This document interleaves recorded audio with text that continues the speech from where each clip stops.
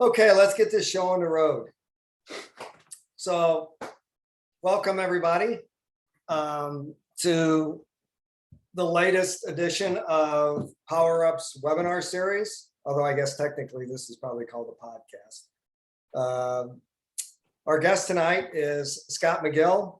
He's a pro cyclist who is on wildlife team for 2022. In 2020 and 2021, he rode for, well, nobody rode in 20. In 21, he rode for Aevolo. Scott, how long have you been racing? I started racing mountain bikes when I was like 9 years old, but then I switched over to road racing around 16 or 17. Okay. And then have done mostly road racing from then. Okay. So a long time. Long time. I'm 20. A long time for a young guy. Yeah, 23 now. So yeah, 14 years. It's a long time. Yeah. So why don't you tell the folks a little bit about how you progressed into the pro ranks? So when I switched over to road is kind of when I started taking it more seriously. And I was able to go over to Europe with as a junior with a guy who just takes juniors over there, just kind of like as a 3-week trip or whatever. And then the following year, I didn't really have anything lined up in the US. So I decided to just do a whole season in Belgium. And that's kind of where I think the majority of my progression was made, just because you were able to race like so much and so close to home, and the racing was so hard that I really learned how to suffer, actually, properly suffer, and just kind of got my ass kicked for like a year, and then was able to get on to Gateway with Jim, and that is where I kind of also learned how to race as a team, and learned about the American races. I didn't really know, what the races were like in the States, because I only raced it as a junior, kind of locally. So the international races in the States, I was able to get to with Gateway for a year and a half. And then I moved over to Aevolo after having a few good results. And I moved over mid-season and did Tour of Utah. And then, yeah, like you said, 2020 was a wash. And then 2021, we had some racing, but still not a lot of racing. But it was enough that I could have a few results to earn a contract with Wildlife for 2022. Tell us a little bit about your European experience as a junior. Well, I guess was that your first year, U23? When I went over there for the whole year? Yeah. Yeah, that was first year U23. So that's a big step up in its own, is from the junior ranks to basically riding with racing, basically amateur races with, all ages. Not just U20. I did very few U23 races. So racing, guys, one of my teammates, he was on Quick Step, basically. And he was 9th in Paris-Roubaix, and he won Dwarsdorf-Vlaanderen. So he was, and then now he races basically as an amateur on this team that I was with. So I was racing with guys who were very experienced, and doing a lot of races that were Kermesse style races, so circuit races. And I lived with British people and a guy from New Zealand, so that was nice to have English speakers. And we lived in a divided house with a family, so we had our own house, and then we had access to a car that we could use to get to the races, even though we could ride to most of the races. And I could just race so much more than in the States, because the States you have to fly everywhere to get to any races, whereas there you can, if the race is over an hour away, it's too far there. Which if the race is an hour away, you're like, oh, that's my hometown race. So that's true. Yeah. So did you do any racing outside of Belgium, or was it all in Belgium? It was all in Belgium. That's all you really need at the level that I was at. Okay. That's enough. That was enough competition for me at that point. Okay. But yeah, that was where at that point, I wasn't being coached at all by anybody. I had never been coached by anybody, so I didn't really know how to train. So I made the most progress by just racing all the time. Probably too much if I would look back at it now, but I didn't know anything. So I was You were just, just young and dumb. yeah, I'm still dumb, just a little bit older. And you're still young. Just to set the record straight. So what, I mean, if you had to take like one experience from over there, what experience like really sticks out in terms of, your progression as a cyclist? I don't know. That's hard to say. I would say there's probably two things. The speed of the races is a lot higher there. That doesn't necessarily make them harder, but just like to get a result in, to finish well. But there's just the constant speed of the race is so much higher than in the States. And then also the aggression of the other riders, like, rubbing elbows with other riders. You get that in crit racing here, but that's more kind of like riding through corners next to people. And there it's a lot of like riding on the side of the road in the gutter. That's what they call it, in the gutter, like riding real close to the side of the road and just kind of fighting for the wheels more in the wind rather than through turns. Neither of they're both are hard. Right. One's not harder than the other. It's just different to get used to over there. The quicker you can get used to the fact that you're just constantly going so much faster, and the speed in your legs, the better off, I think. How does it compare to some of the other races or countries you've raced in since that time? Like racing in Belgium, it's like noticeably different, how fast the races are, and like a lot of especially the kermesse races, there's a lot of like jumping quick out of corners, where they break heavy into the corners. Like if you're not in the first 10 wheels going into a turn, you really have to use a lot more energy than the guys who are up at the front coming out of turns. Whereas like in Australia, that was pretty similar to the American style, although the competition was way higher. So the race was still fast given how the level of competition, but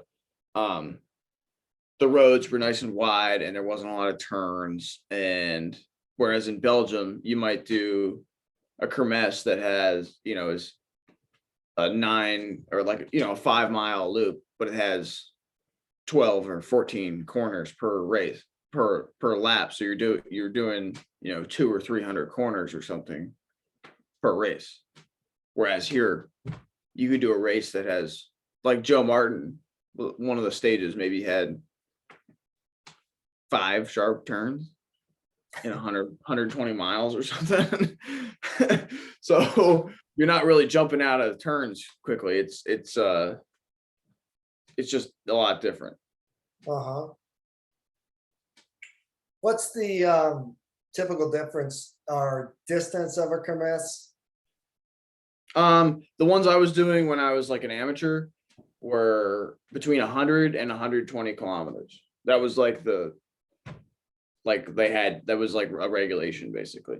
But the ones we were doing when I was over there this year, we were doing pro kermesses, so where pros can do them. So we did some where the whole, 5 or 6 quick step guys showed up, and then a handful of other World Tour riders were in them, and they were like 160 kilometers, so 100 miles, which is a long time to be riding the same lap with a lot of corners to jump out.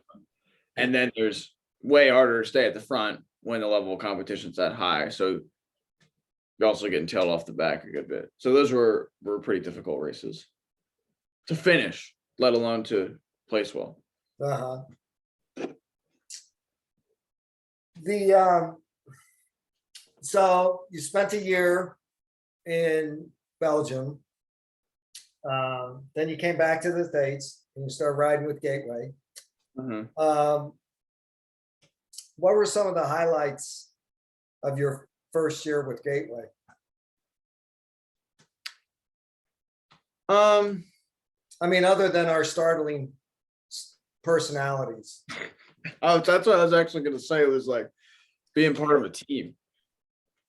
Like, especially on Gateway, because we're always like driving to the races together. So it's a lot of time spent in a van together and staying at host houses and kind of like roughing it a bit. Whereas, with Aevolo, it was more at races where the accommodation was provided, and it was a lot like, now I can appreciate that so much more than with Gateway, which staying at host houses was pretty fun because you get to meet, different families and stuff. But definitely the team atmosphere and just like, team bonding, I guess, would be probably the number one thing. It's hard to pick out, one moment or anything like that, but Okay. So I'm thinking back. What year was that? 2018? yeah. Okay. So you got third at the U23 Crit Nationals, right? Yeah. Was that the year you got second at the Crit at Redlands, or was that the following year? No, that was the following year. Okay.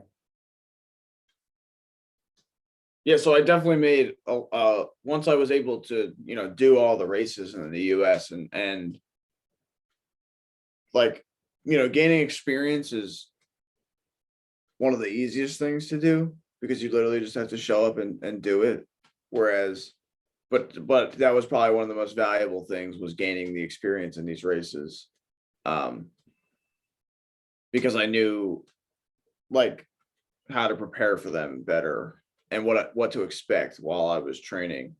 Whereas if you're training for something you've never done, you can do the, what's on paper, but if you're like not visualizing what you need to do in the race while you're training, then I think that really helps a lot, is to kind of know the courses and know the competition. So then the following year, I think my results showed that I improved a good bit. I might have not been any stronger or anything, but I probably was, but it was definitely the experience that I had and the confidence that I knew that I could compete in the US at those races.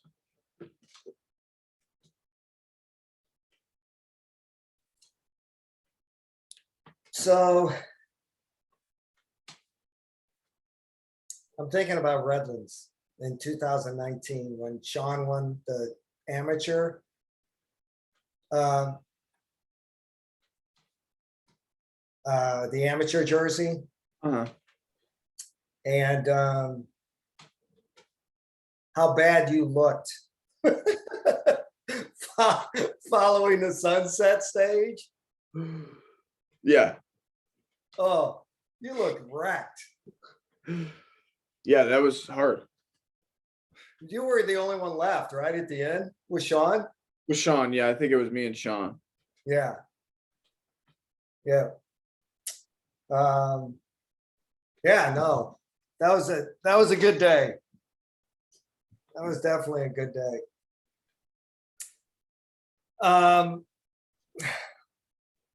So I don't know if we've ever talked about this. What did Michael ever say, what other than just your general good looks? what impressed him and why he wanted to sign you? Was there any specific thing in results you got, or? I mean, I did well at Joe Martin and Redlands in the spring. I think it was Winston-Salem, maybe, was where, at least that was around the time that he was interested in signing me. Which I didn't, I missed the breakaway in that race, but I still raced well, even though it wasn't maybe the best result on paper. It was one of my better performances. Like I was third at that stage in Joe Martin. I was second at a stage in Redlands. I was fourth in another stage in Redlands. Won a few local races.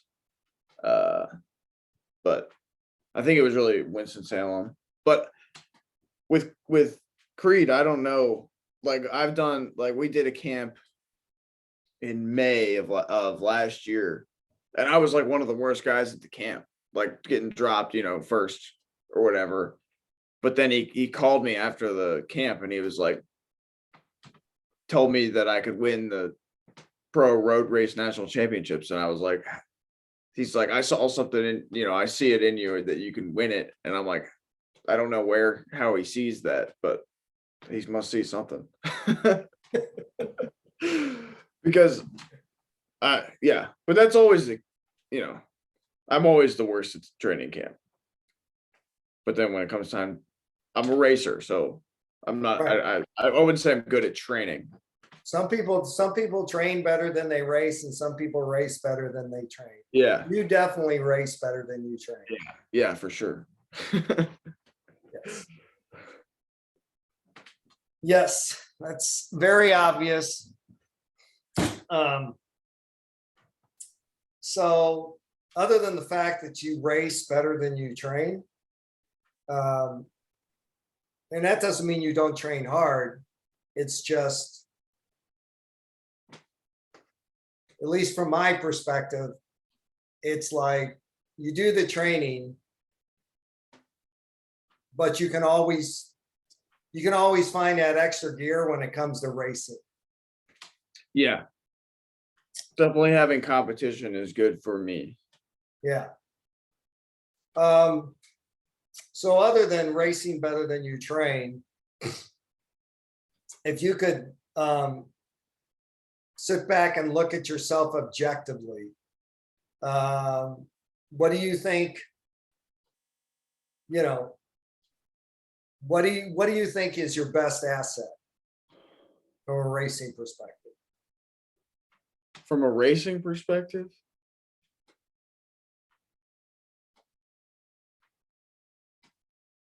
from a whole life perspective, definitely having other hobbies and things to keep my mind off of bike racing for some of the time. I definitely have periods of time where I am solely focused on training and racing, which is good to really like hunker down. And then like this last week, all I did was go hunting, because that's like another thing that I'm into, and just didn't even think about riding my bike at all.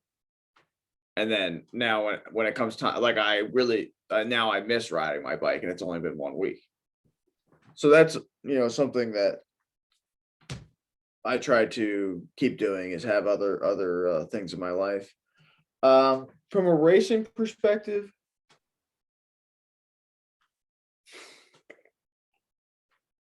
I think in most races that I can make it to the finish line, I have a chance of winning. So all I really have to do is make it to the finish line with whoever is with the lead group, and I have a shot at it. Whereas that it's very hard to win a race solo. Very rare, I would say. So having a good sprint is definitely one of my biggest assets when it comes to a race, and having confidence that you can sprint too. Which, a lot of people can't sprint because they think they can't sprint. I would agree with that for sure. They lost the race before they started because they think they can't sprint, or it's just flat stage and they think that day is not for them. But I try to make every day for me. You know, if it's a mountaintop finish, I'm either trying to get in the breakaway to do something, or I'm getting as many water bottles as I can for my teammates who have a shot at winning, and trying to do everything, make the most out of every day, because once the race is over, you can't go back, and you just try to make the most of every race. Do something, get in the breakaway and get the sprint points, get the KOM points. Like I did that in a race in France this year. It was pretty much going to end in a sprint, but the easiest way to stay at the front in at the beginning of these races is to just kind of go with the attacks and act like you're trying to get in the breakaway. And I ended up in the breakaway, and then I was able. There was the KOMs were real short climbs, and I was able to get in the KOM jersey, even though I'm not really, a quote unquote climber. And that was, I was able to stand on the podium at the end of the day. Whereas if I would have just thought, oh, I'm a sprinter, I just sit in all day, I probably, maybe I would have won the stage, but maybe not. Maybe I would have crashed in the sprint and not gotten anything out of it. So I just tried to get the most out of it from the situation that I ended up being in. That's good. I think that's good advice for anybody. So if you look back on 2021, from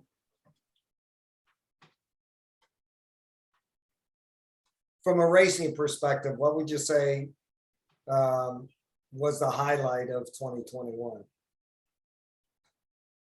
Definitely road nationals, pro road nationals. I got 10th place, but I think it was one of the, it was again one of those races where my performance was much better than the placing. I again, missed the winning breakaway that went on the highway, but then I felt that I was, one of, if not the strongest guy in the race. And I know that I could have won the race. So now that gives me a lot of confidence going into this year that I can win that race, especially on that course. Uh-huh. Do you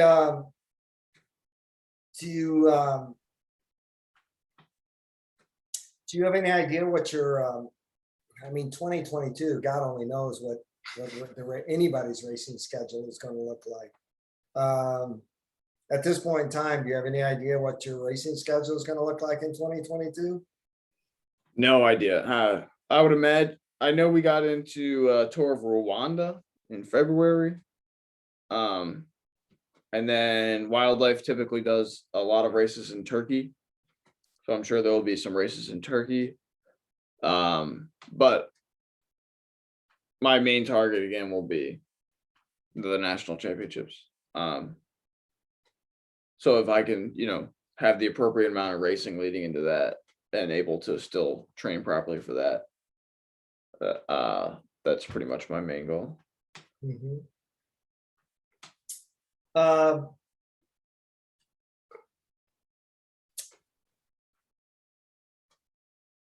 So this question is in the back of my mind, and it's been in the back of my mind since we started talking. So I'll go ahead and ask it. So in all your years of racing, who was your funniest teammate?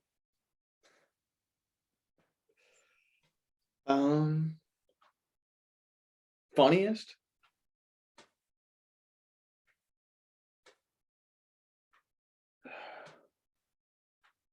It's a pretty hard question. I don't know. Maybe Evan. He's definitely the goofiest. He's just kind of a goofy, lovable guy. The goofy little brother. Yeah, exactly. He's always kind of in a good mood. I don't know if that makes him funny or not, but definitely pleasant. Okay. Year round. Fair enough. But yeah, we always got along. What was the dumbest thing you ever did in a race? I'm sure plenty of dumb stuff I've done in a race. I can't think of anything specific right Okay. now. Maybe it'll come back to me. I'll think on Okay. So,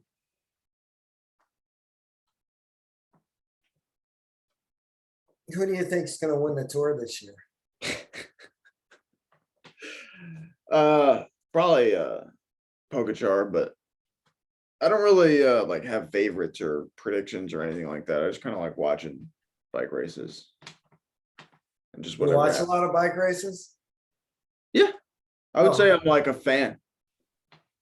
Like I think I'll be a fan of cycling for my whole life. I hope so. Unless like I have a bad experience or something and I end up resenting it, which I hope doesn't happen, but I could see I think I'll be a fan of the sport for my whole life. Okay. So you tried cyclocross this year. Yeah. Why? Um I mean, it was hunting season. yeah, that's right. It was tough to get my hunting in and do cross on the weekends, but I still made both work. I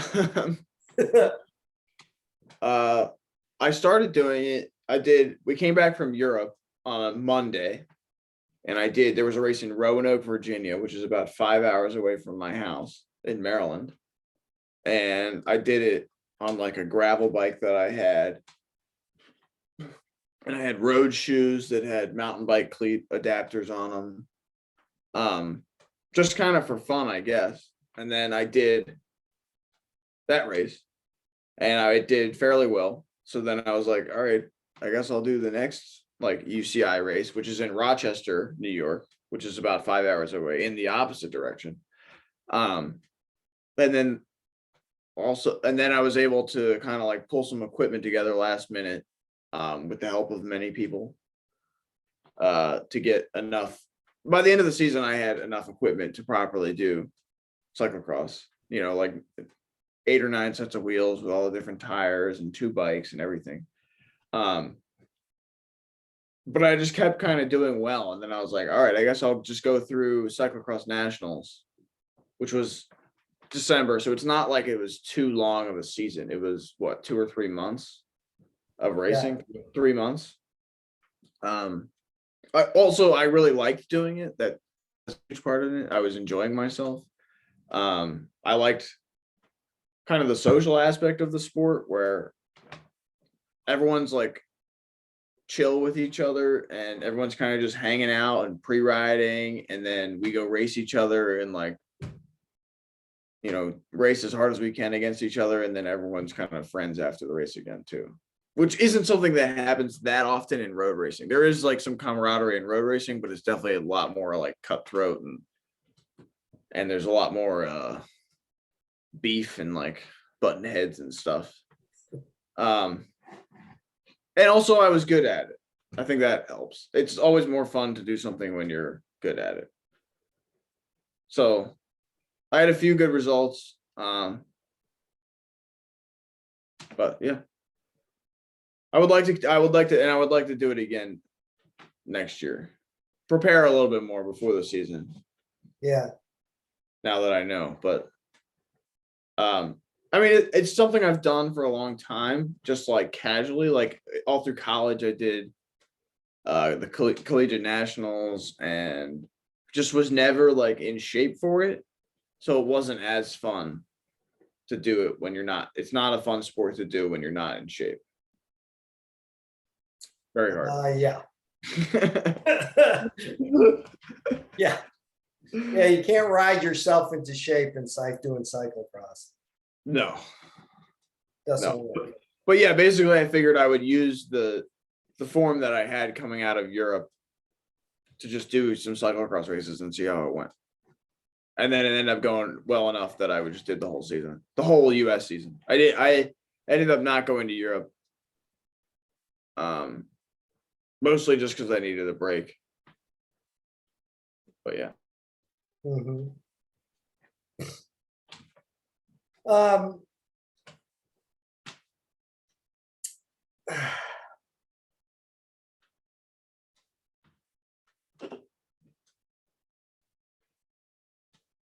if you had somebody who was new to the sport and you wanted to lay some wisdom on them about what's important in regards to, you know, rising to the professional level,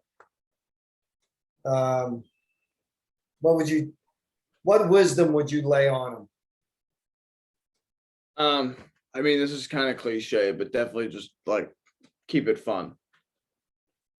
I think that's something that I really learned in the last year, or just figure out a way to enjoy the training and the work that is not that enjoyable. You know, sometimes it's really not that enjoyable, but if you can learn to enjoy it, you know, do whatever it takes, whether you want to go ride to some destination or something like that, or you ride your mountain bike every once in a while, or you ride with, you know, you find a good group of guys to ride with and you make it like a social thing. You really got to like enjoy the process.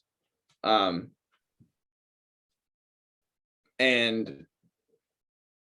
that training actually works. Well, Like I'm glad you said that, Scott. if you don't believe that training works, you're not going to train as hard. No matter what, you know, no matter what your power meter says or whatever, if you're always taking the shortcut home, or you really got to believe that, you know, that extra 30 minutes or that extra hour is really going to make you improve. And it, you know, it does. And like,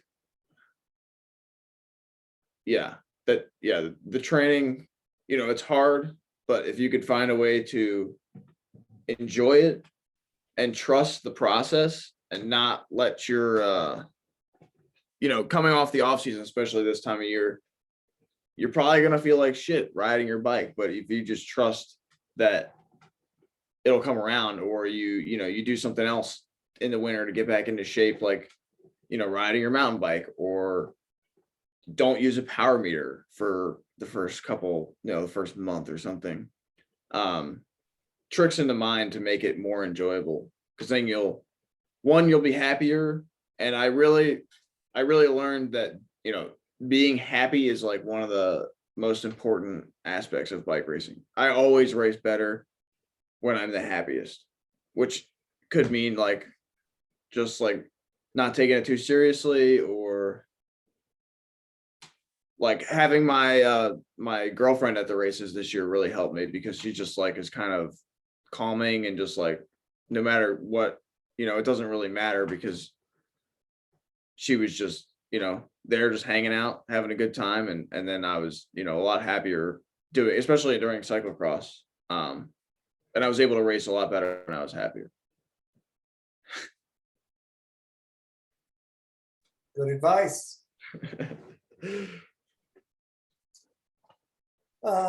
Does anybody on the call have any questions for Scott?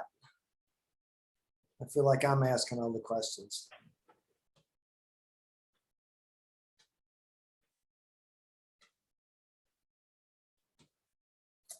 Well, I do have another question for you, Scott. What and you may know what's coming. But what possessed you to want to hike 47 miles in Crocs? Speaking of that, did you lose a bet? No, this was when you texted me the other day, you said in this off season don't hike 47 miles, but I did the hike in the in season. It wasn't the off season yet. But you told me this. Oh. But it was supposed to be a rest week. Yeah. Well, I don't know. It was something that me and my friends were planning on doing for a long time, where you hike on the Appalachian Trail from Pennsylvania through Maryland, through West Virginia, and into Virginia. So you get like 4 states of the Appalachian Trail in one day.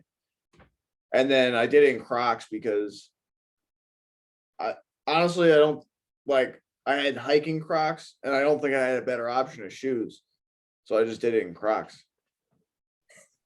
And it was not, and then I did a race the following Saturday. It was on a Wednesday and I raced on Saturday.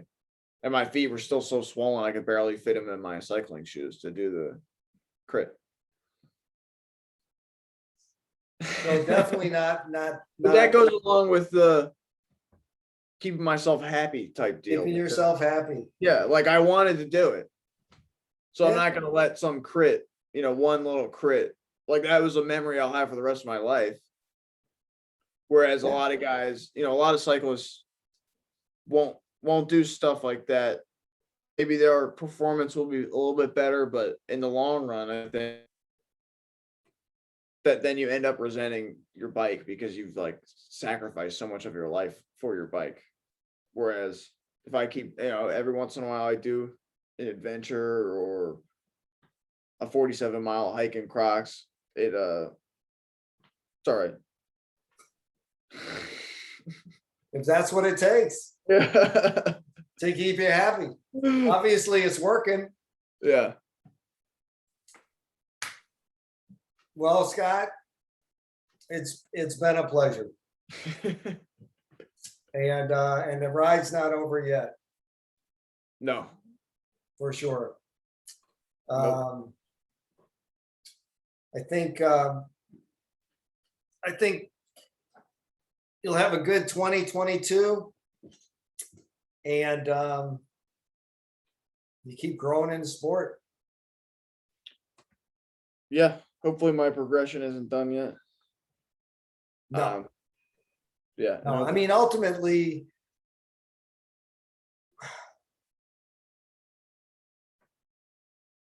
I mean, is your ultimate goal to race in Europe or Yeah. not? Or is that not important to you? I don't think it's the end all be all to live in Europe and race in Europe. I would like to race in the US, but that's not really a thing anymore. Not at the current time. Yeah. At a professional level, it's not it's Yeah. not really an option. So you can't really seek a job that doesn't exist. That's true. But I just kind of want to do whatever I can to keep racing my bike as long as possible. And I'll take, any opportunity that comes my way. Or I'll consider any opportunity that comes my way. As long as you're happy. Yeah, exactly. Good philosophy. Good idea. Well, anyway, it's been a pleasure. And it's been a pleasure having this discussion. It's been a pleasure working with you all these years. And I look forward to continuing the partnership for quite a while. Yeah. Thanks for having me on. Yep. Have a good Christmas and a happy New Year. You too. Take it easy, Scott. All right. See you, Jim. Bye.